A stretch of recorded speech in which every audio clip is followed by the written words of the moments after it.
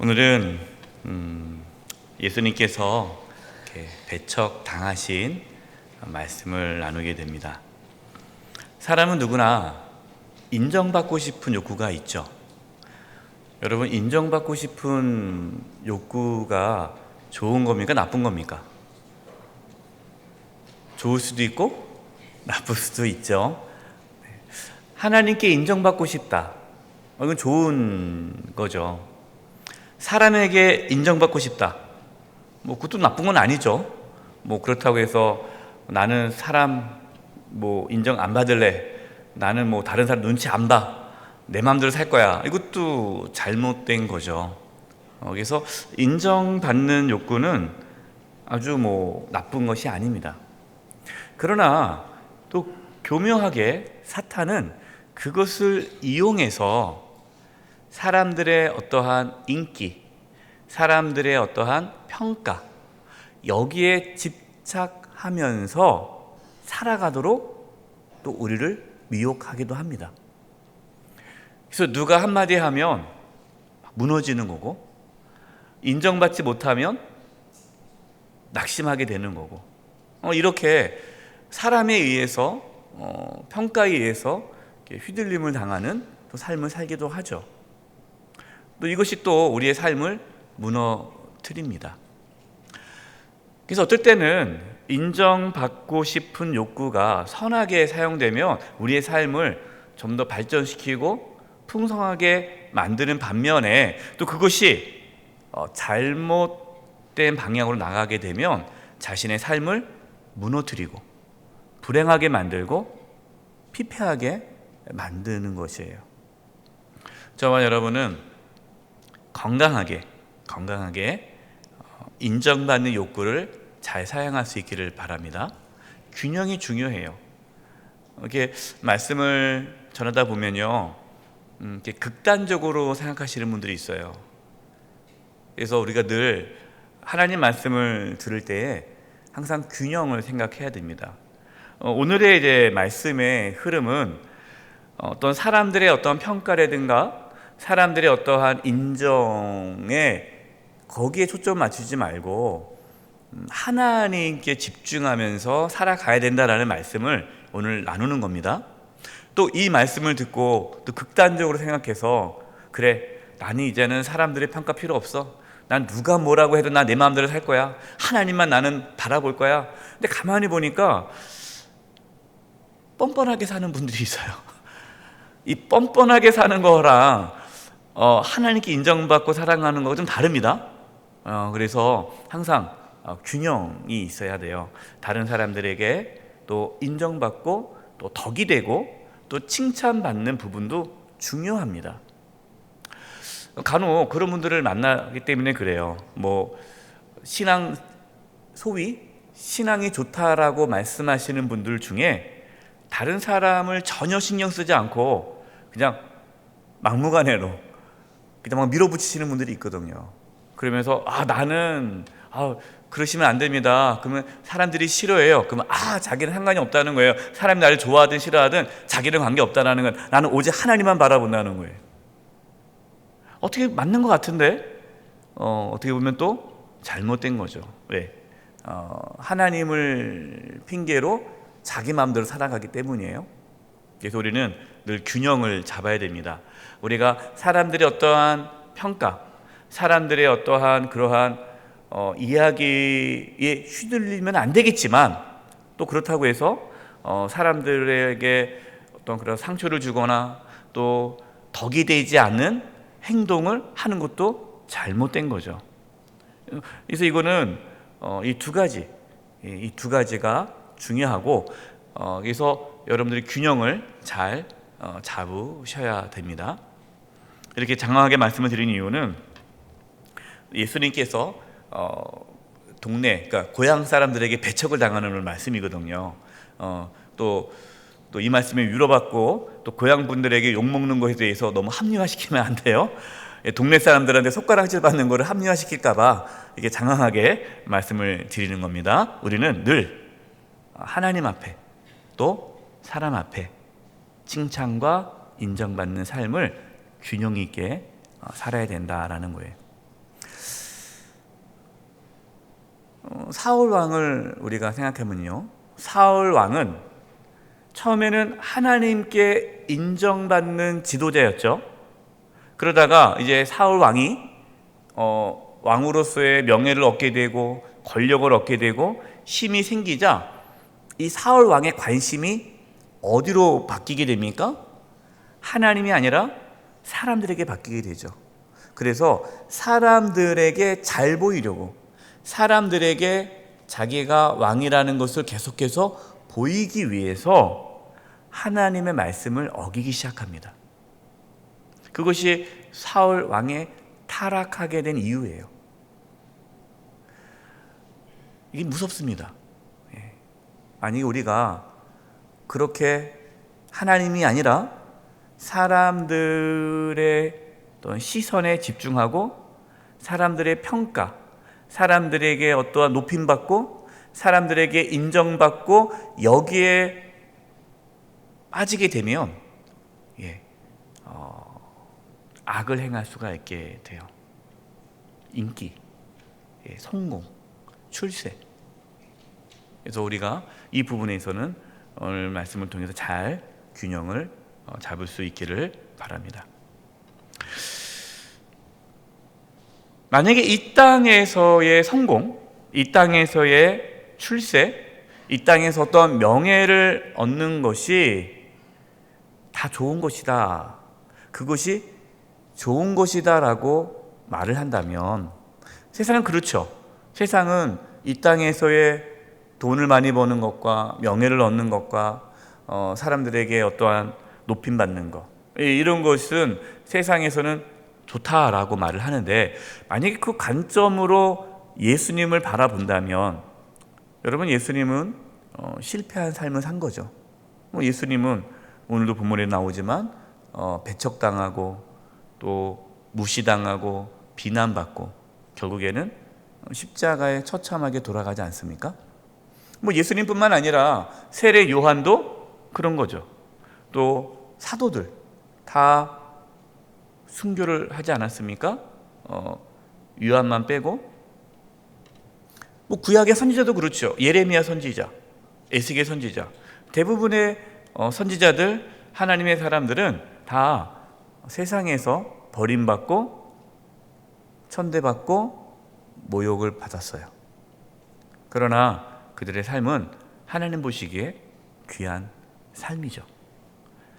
우리가 그래서 그렇다고 해서 우리가 다 망하자, 다 죽어야 된다, 다 그렇게 예수님처럼 제자들처럼 세상에서 버림받고 천대받고 이것이 우리의 성공하는 삶이다라고 또 말해도 안 되는 거죠.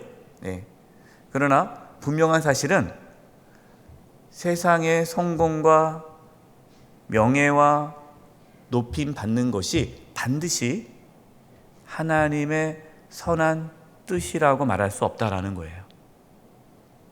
그래서 오늘 말씀을 통해서 저와 여러분의 관심이 또 세상의 그러한 높은 자리가 아니라, 때로 내가 천대받고 모욕을 당하고 고난을 당해도 하나님께서 기뻐하는 그 일을 묵묵히 걸어가겠다라는 그 신앙의 고백이 있었으면 좋겠습니다.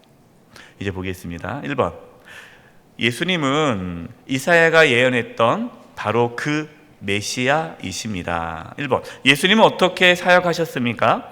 누가복음 4장 14절에서 15절입니다. 시작.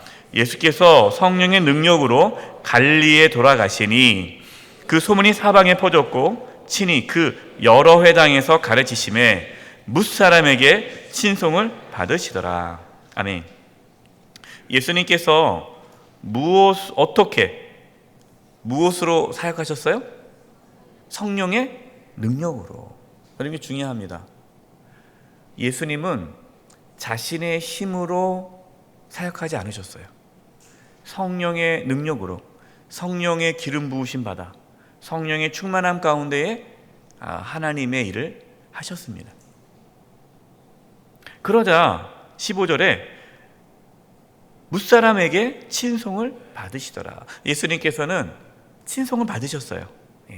하나님 말씀을 가르치자 많은 사람들이 은혜를 받고 감동을 받고 또 성령의 능력으로 귀신을 내쫓고 병든 자를 고치고 이러한 놀라운 능력을 통해서 많은 사람들이 예수님을 친송했습니다.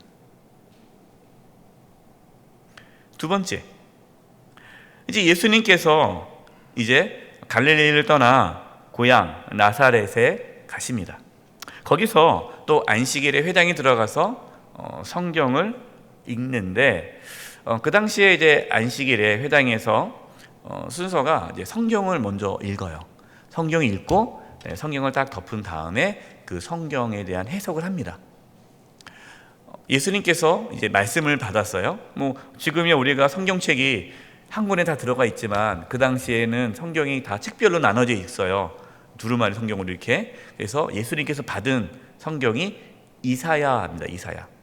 근데 이사야 말씀 중에 예수님께서 착 찾아가지고 말씀을 읽는 거예요. 근데 어떤 말씀을 읽으셨느냐? 오늘 본문 18절과 19절입니다. 우리 18절을 같이 한번 읽어보겠습니다. 시작. 주의 성령이 내게 임하셨으니 이는 가난한 자에게 복음을 전하게 하시려고 내게 기름을 부으시고 나를 보내사 포로된 자에게 자유를 눈먼 자에게 다시 보게 함을 전파하며 눌린 자를 자유롭게 하고 19절 시작. 주의 은혜의 해를 전파하게 하려 하심이라. 아멘. 이 말씀은 이사야 61장 1절과 2절 말씀입니다. 이 말씀은 메시아의 약속, 메시아가 이 땅에 오면 어떠한 일이 일어날 것인가에 대한 말씀이에요. 성령이 임하시면 메시아에게 뭐가 임한다는 거예요? 성령이 임하신다라는 겁니다.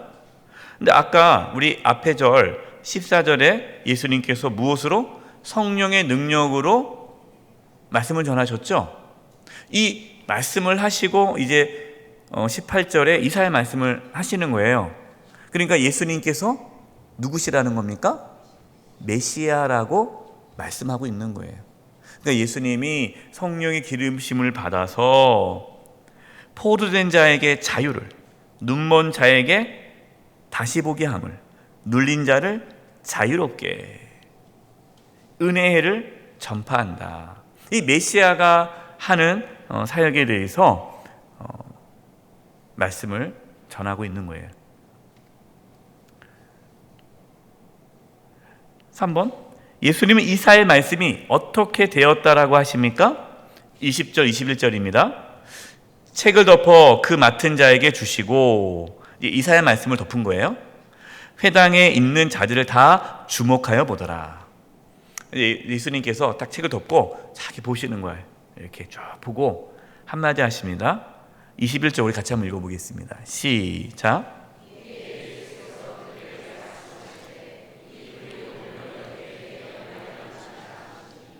아멘.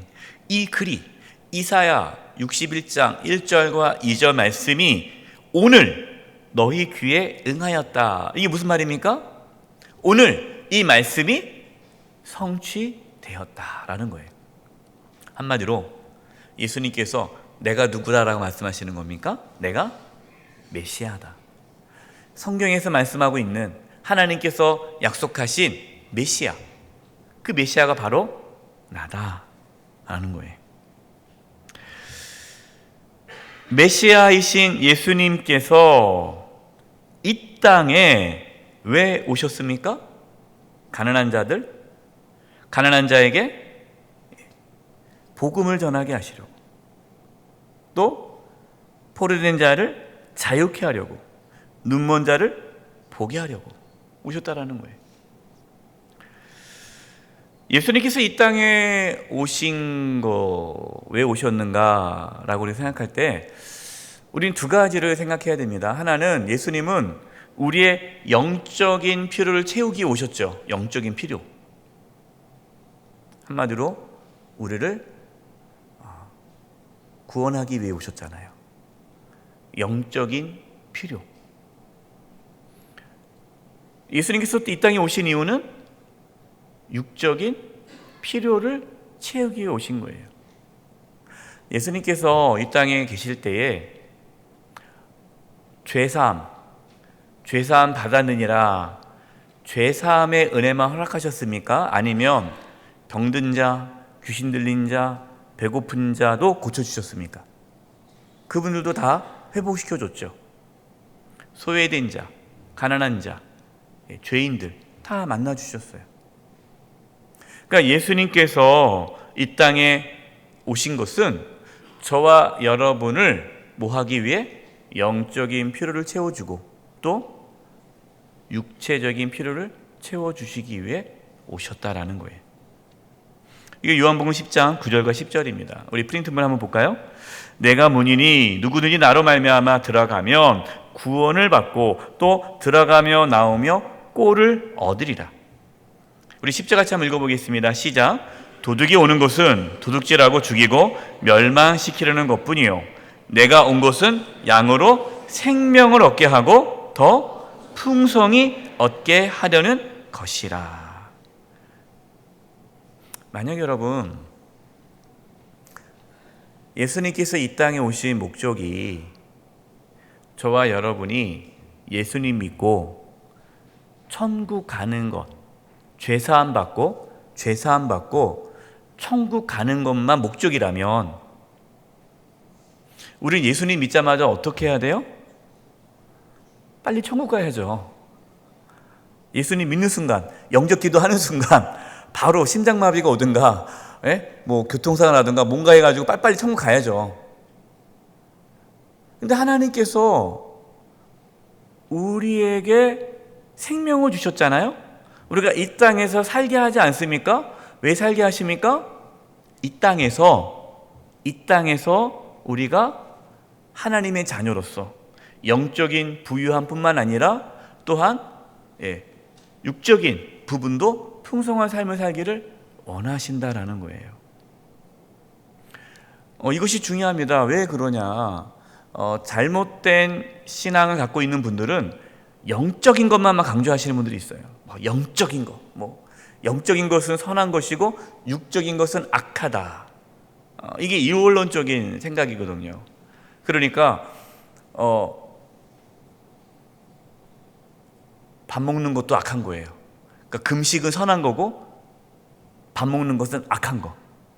탐심, 탐욕, 먹기를 탐한다고 이렇게.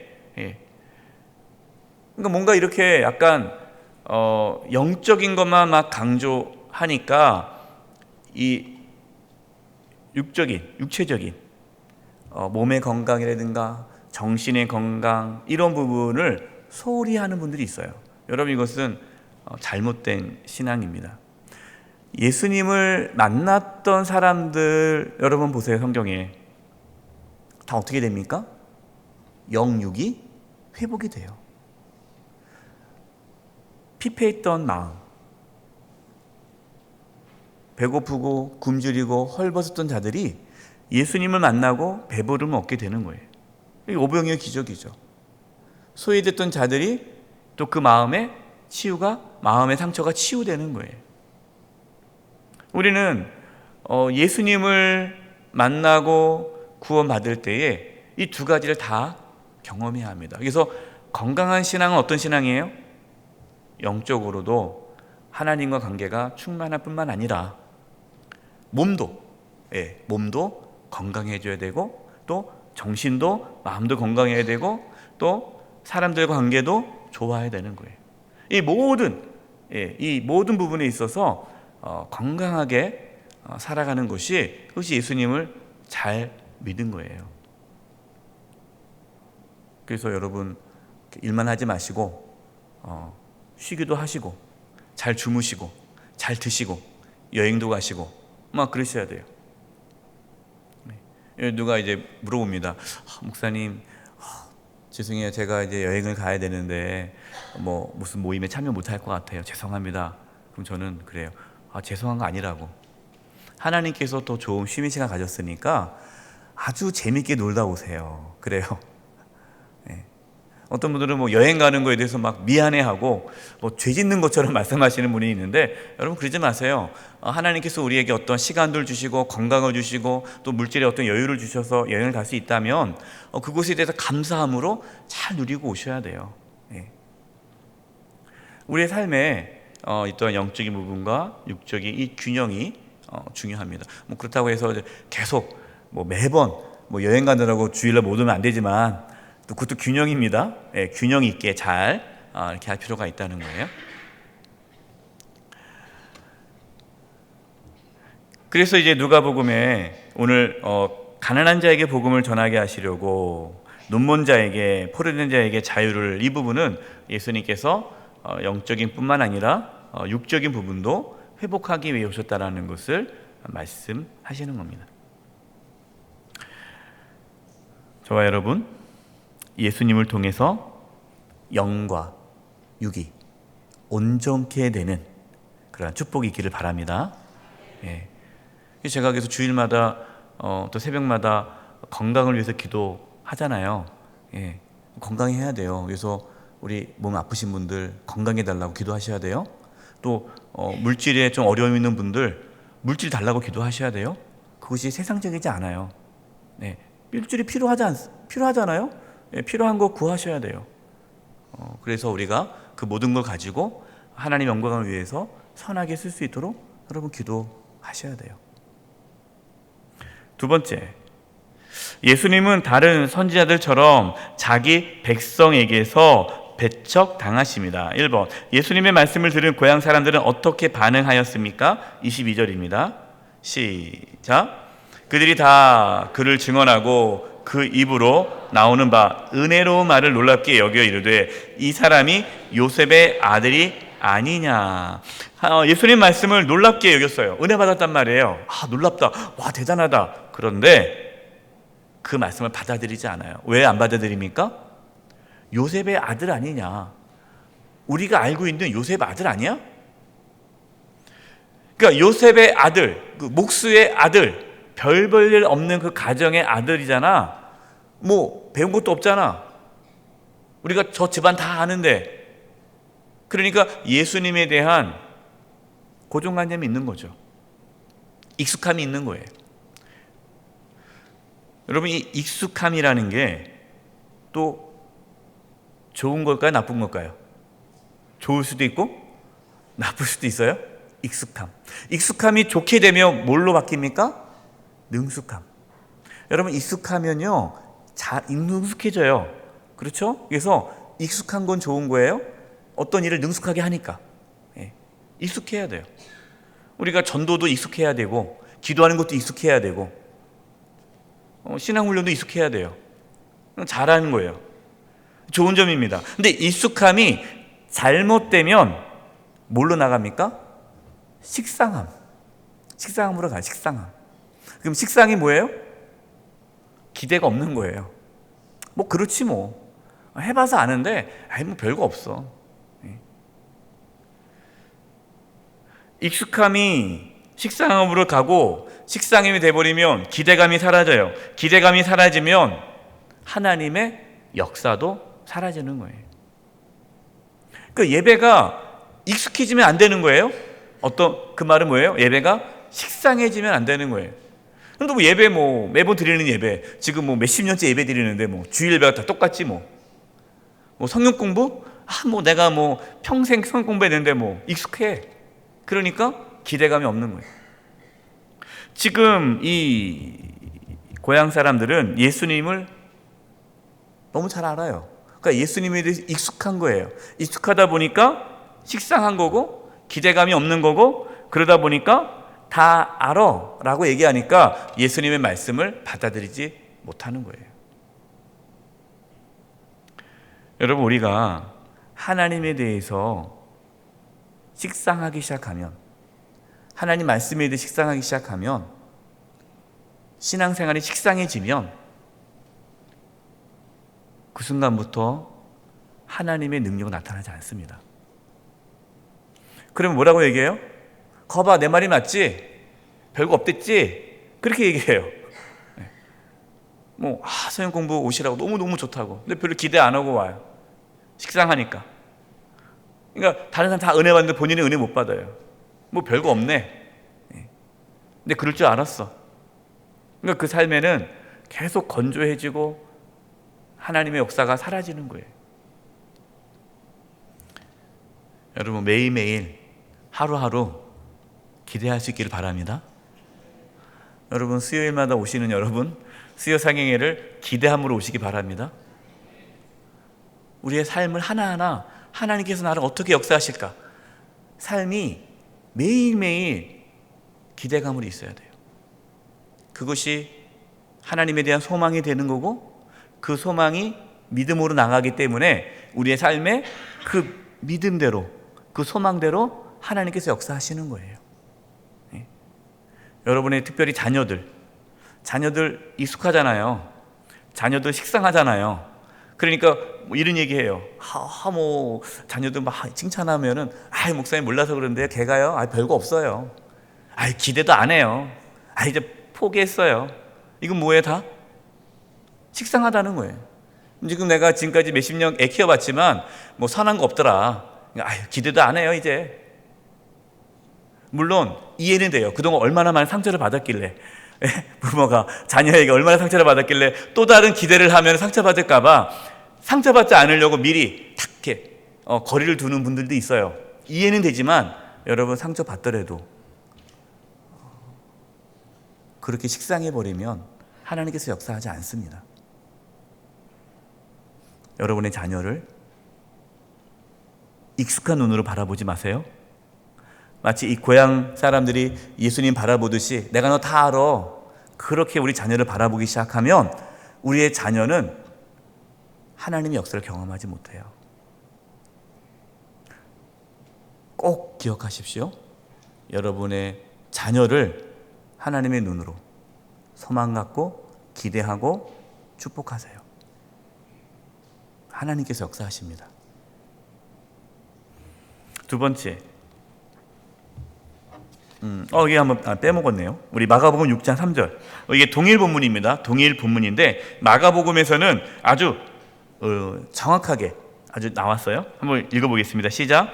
이 사람이 마리아의 아들 목수가 아니냐? 야고보, 요셉과 유다와 시몬의 형제가 아니냐? 그의 누이들이 우리와 함께 여기 있지 아니하냐 하고 예수를 뭐한지라? 배척한지라. 배척했다라는 거예요. 사람들은 예수님을 기대하지 않았어요. 근데 예수님께서 메시아다, 내가 메시아다라고 말씀하시니까 뭐라고 합니까? 그럼 증명해봐 이렇게 얘기하는 거예요. 그럼 23절에 보면 이런 말씀이 나와요. 너희가 반드시 의사야 너 자신을 고치라 하는 속담을 인용하여 그랬죠. 이게 무슨 말이냐면 의사한테 네가 정말 잘 고치는 의사 맞아? 내가 잘 고치는 의사 맞습니다. 그럼 네 병부터 고쳐. 그 내가 믿을게. 이런 속담이 있거든요, 이 당시에. 그러니까 뭐냐면 예수님이 메시아다라고 말씀을 전하니까 못 믿겠다. 그러면 뭔가 기적을 보여줘봐. 뭘 보여줘봐. 우리가 믿을게. 이게 지금 비아냥거리는 거예요. 무시하는 거예요. 예수님께서 그것을 아시죠? 그래서 뭐라고 대답하십니까? 24절. 또 이르시되 내가 진실로 너에게 이르노니 선지자가 고향에서는 환영을 받을 자가 없느니라. 예수님은 사람들의 반응에 민감하게 이렇게 반응하지 않아요. 열받아 하지도 않으세요. 왜? 선지자들은 고향에서 환영받지 못한다는 것을 이미 역사 속에서 알고 계시니까. 뭐 성경에 보면은 선지자들이 다 그 이스라엘 백성들에게, 자기 백성들에게 다 멸시받고 무시당하고 다 그렇게 살지 않았습니까? 그러니까 뭐 예수님도 괜찮다. 뭐 당신들이 나를 무시해도 나는 사명의 길 가겠다. 이렇게 얘기하는 거예요. 우리가 예수님을 믿으면요, 예수님 믿지 않는 가족들이 비아냥거립니다. 저도 아주 비아냥을 많이 당했어요. 예수 믿는 거, 뭐 가진 건 아무것도 없으니까 예수 믿는 거 그 하나 밖에 없는데 이게 무시하는 거예요. 주변에서. 네가 뭐 가진 게 있냐, 뭐가 있냐, 예수가 밥 먹여주냐, 뭐 하냐 막. 근데 그때 뭐 열받아가지고 막 그러면은 내 삶이 무너지죠. 뭐 괜찮은 거예요. 뭐 세상의 눈으로 봤을 때는 아무것도 아닌 존재죠. 그러나 나는 하나님의 자녀고 하나님 나를 사랑하시고 하나님 내 삶을 인도한다는 확신이 있으니까 어떠한 뭐 비아냥거림과 무시를 당해도 괜찮은 거예요. 그냥 묵묵히 걸어가는 거예요. 예수님께서 그렇게 하셨다는 거죠. 3번, 예수님은 엘리사 선지자는 누구에게 기적을 베풀었다고 하십니까? 25, 27절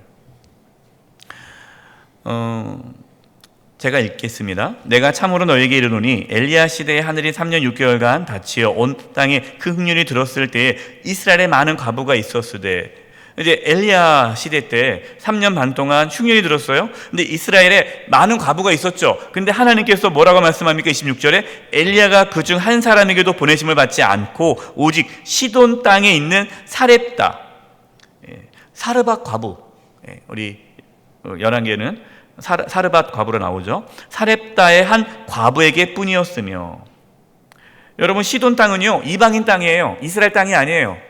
그러니까 하나님께서 3년 반 동안 가뭄을 이스라엘에 허락했는데 그 중에 과부가 많잖아요. 근데 하나님께서 보낸 과부는 어느 곳에 있는 과부예요? 이방인 땅에 있는 이방인 과부에게 보낸 거예요. 그래서 여러분 알다시피 그 이방인 여인이 먹을 게 없으니까 그 아들 하나 있고, 그래서 같이 마지막 그 곡식 가루 그것을 구워 먹고 죽으려고 하잖아요. 근데 딱 마지막 남아있는 것 같고 엘리야가 그거 나 좀 달라고 그러지 않습니까? 참 어떻게 보면은 참 그래요. 그 하나 있는 거, 그거 먹고 죽으려고 했는데 달라. 근데 그 이방의 여인이 주잖아요. 근데 그거를 먹고 하나님께서 축복해 하셔서 그 가루통, 곡식통과 그 기름통이 끊어지지 않잖아요. 가뭄이 끝날 때까지. 또 아들이 또 죽지 않습니까? 그 사르밧 과부의 아들이 죽을 때 또 하나님께서 엘리야를 통해서 그 아들을 살리죠. 근데 많은 과부가 있는데 이스라엘 땅에 왜 하나님께서는 이방인 과부를 구원하셨느냐라는 거예요. 그 이유가 뭡니까? 이스라엘 백성들은 엘리야를 인정하지 않았다는 거죠. 기대하지 않은 거예요. 익숙하니까. 그러니까 하나님께서 이방인을 구원함을 통해서 보여주는 거예요. 이거를 또 똑같이 얘기합니다. 엘리사 때는 뭡니까? 27절, 또 선지자 엘리사 때에 이스라엘에 많은 나병 환자가 있었으되 그 중에 한 사람도 깨끗함을 얻지 못하고 오직 수리아 사람 나아만 뿐이었느니라. 엘리사 때도 마찬가지죠. 그 이스라엘 땅에 얼마나 많은 나병 환자들이 있었겠어요. 그런데 이스라엘 사람들은 고쳐주지 않고 또 이방인 사람, 나아만, 이방인을 고쳐준 거예요. 뭘 지금 예수님께서 하신 말씀, 뭘 말씀하고 싶은 겁니까? 너희들이 고향 사람들한테 너희들이 나를 믿지 않기 때문에 하나님의 능력이 이곳에서 나타나지 않는다. 하나님의 능력은 이방인이라 할지라도 하나님을 인정하고 하나님을 기대하고 믿음으로 받아들이는 자에게 하나님의 능력이 나타난다 라는 말씀을 주시는 거예요. 여러분 우리의 삶도 마찬가지입니다. 그리고 우리 모태신앙인 분들, 뭐 어렸을 때부터 교회 다녔던 분들, 하나님의 역사가 강력하게 나타나지 못하는 이유는요, 익숙함 때문에 그래요. 신앙생활 오래 하면 오래 할수록 그 익숙함이 자리 잡아요. 기도는 합니다. 기도는. 성경을 읽어요. 그런데 거기 안에 뭐가 없어요? 간절함이 없죠. 익숙하니까. 그러면 하나님의 능력 나타나지 않아요.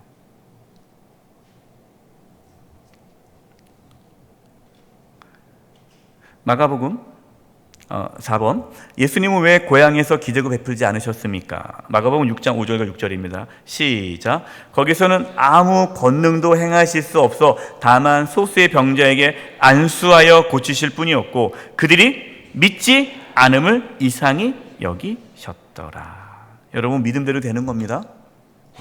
믿음대로 될지어다. 3번, 예수님은 사람들의 배척에도 불구하고 사역을 계속하십니다. 1번, 예수님 말씀을 들은 고향 사람들은 예수님은 어떻게 하려고 하였습니까? 28절, 29절. 회당에 있는 자들이 이것을 듣고 다 크게 화가 났어요. 29절, 일어나 동네 밖으로 쫓아내요. 예수님을 쫓아냈습니다. 그래서 심지어 그 동네 건설된 산 낭떠러지까지 끌고 가 밀쳐 떨어뜨리고자 하되 예수님을 떨어뜨려 죽이려고 했어요. 안타깝죠. 그 말씀을 듣고 회개하고 우리가 믿음이 없습니다. 믿음 없음을 용서해 주옵소서 하고 믿음을 구해야 되는데 자신의 뭐가 나타난 거예요? 연약함이, 자신들의 어떠한 그러한 부족함이 나타나니까 그걸 숨기는 거예요. 근데 그런 분들이 있어요. 우리 하나님 말씀을 들을 때 자기의 어떠한 죄악이 드러나거나 자기의 연약함이 드러날 때 그를 덮고 오히려 그것에 대해서 막 공격적으로 나오는 분들이 있어요. 기분 나쁘다고. 왜 이렇게 기분 나쁘게 말씀하냐고. 다 나보고 내 얘기 아니냐고. 그럼 하나님께서 나한테 주시지 누구한테 줍니까? 다 내 얘기죠. 근데 그 기분 나쁘게 여기면은 살 수가 없는 거예요. 이사야 53장 3절. 예수님은 이렇게 고향 사람들에게 배척을 받고 무시당할 것을 미리 말씀해 주셨습니다. 그는 예수님이죠. 예언한 겁니다. 예수님은 멸시를 받아 사람들에게 버림을 받았으며 간고를 많이 겪었으며 질고를 아는 자라 마치 사람들이 그에게 얼굴을 가리는 것 같이 멸시를 당하였고 우리도 그를 귀히 여기지 아니하였도다. 여러분, 예수님은 멸시를 당했습니다. 그러나 그것 때문에 막 속상해하고 막 상처받았어, 어떻게 나한테 그럴 수 있어, 그러지 않았어요. 그냥 묵묵히 가는 거예요. 여러분, 우리가 하나님을 하다 보면 때로는요 오해가 생기기도 합니다. 모함도 있기도 해요. 또 주변에서 이상한 얘기 듣기도 해요. 여러분, 때로는요, 물론 아까 균형이 있다고 균형을 내가 말씀드렸습니다. 균형. 또 내가 잘못하고 있는데 또 뻔뻔하게 계속 가면 안 돼요. 그는 빨리 고쳐야 되는데 정말 그것이 아니라면 그냥 가는 거예요. 욕 먹으면서 가는 거예요. 그것이 하나님의 일을 하는 자세 중에 하나입니다. 두 번째, 예수님은 고향 사람들의 배척에 대해서 어떻게 하셨습니까? 30절, 예수께서 그들 가운데로 지나서 가시니라. 그 가운데로 지나서 가셨다. 이것은 예수님의 권능을 보여줘요. 왜냐하면 사람들이 예수님을 잡아다가 낭떠러지를 떨어뜨리려고 했는데 예수님께서 그 무리들 사이를 지나가셨다라는 것은 성경이 자세하게 나오지 않았지만 사람들이 예수님을 끌어낼 수 없는 뭔가 파워가 있었다라는 거죠. 그러니까 예수님의 어떤 권능이 나타난 거죠. 또 이걸 뭘 보여줍니까? 하나님께서 예수님을 지켜준 거죠. 이런 말이 있잖아요. 사명자는 결코 뭐 하지 않는다? 죽지 않는다. 사명자는 죽지 않아요. 사명이 있는 한 죽지 않아요. 그래서 우리가 막 걱정할 필요 없어요. 이거 암 아니야? 이거 죽는 병 아니야? 걱정하지 마세요. 사명자는 죽지 않아요. 살아있다는 건 우리에게 사명이 있다는 거예요. 예수님을 하나님께서 지켜주셨듯이 저와 여러분을 하나님께서 지켜주십니다. 3번, 예수님을 따르는 그리스도인들은 어떠한 삶을 살아갑니까? 그럼 저와 여러분은 어떻게 살아갑니까? 우리가 살아가는 삶의 모습이 이 고린도후서에 잘 나와 있어요. 고린도후서 4장 8절과 10절. 우리가 사방으로 우겨쌈을 당하여도 쌓이지 아니하며. 현실은 우겨쌈을 당한다는 거죠. 사방으로 우겨쌈을 당해야 했는데 쌓이지 않았다. 답답한 일을 당하여도 답답한 일을 당한 거예요. 안 당한 것이 아니라 그러나 낙심하지 아니하며 박해를 받아도 버림받지 아니하며 거꾸로 튀김을 당해도 망하지 아니하고. 우리가 많은 분들이 이렇게 얘기하죠. 사방으로 우겨쌈을 당하지 않게 해주시옵소서. 답답한 일을 당하지 않게 해주시옵소서. 박해를 받지 않게 해주시옵소서. 거꾸로 튀김을 당하지 않게 해주시옵소서라고 기도하는데 물론 그 기도가 중요합니다. 그러나 그런 일을 당한다 할지라도 걱정할 필요 없다는 거예요. 왜? 우리는 그 가운데서도 하나님의 보호하심을 받습니다. 10절, 우리가 항상 예수의 죽음을 몸에 짊어짐은 예수의 생명이 또한 우리 몸에 나타나게 하려 함이라. 예수님은 그 어떠한 시련 가운데서도 끝까지 십자가의 길을 걸어가셨어요. 고향 사람들이 배척했습니다. 나중에 제자들이 다 배신했습니다. 이스라엘 백성들이 예수님을 십자가에 못 박았어요. 그래도 예수님은 흔들리지 않고 끝까지 사명을 감당했습니다. 저와 여러분도 예수님처럼 우리가 이 땅에서 때로 여러 가지 고난과 환난과 어려움을 당한다 할지라도 그 가운데서도 평안함과 기쁨과 감사를 누릴 수 있기를 바랍니다. 이것이 예수님을 따라가는 그리스도인의 삶의 모습입니다. 저 여러분에게 이러한 모습이 있기를 간절히 축원드립니다. 기도하겠습니다. 하나님, 저희가 이 세상에서 살아갈 때에 어떠한 고난과 환난과 역경 가운데 처할지라도 흔들리지 않게 해주시고 하나님께 주시는 평안함과 기쁨과 감사가 넘치며 끝까지 믿음의 길 걸어갈 수 있도록 저희들을 지켜 주시옵소서. 예수님의 이름으로 기도드립니다. 아멘.